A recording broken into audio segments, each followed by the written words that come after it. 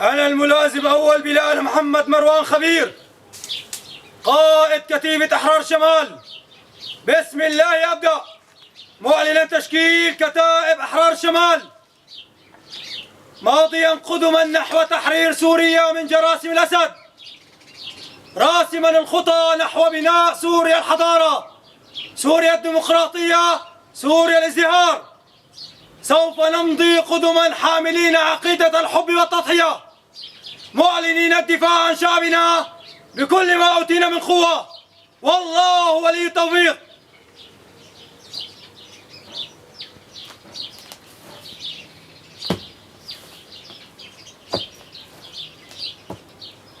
بسم الله الرحمن الرحيم.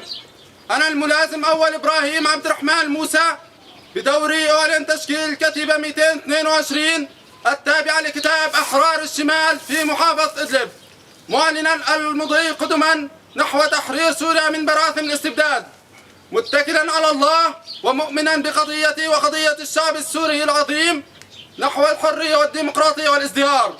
عاشت سوريا وعاش الشعب السوري الأبي.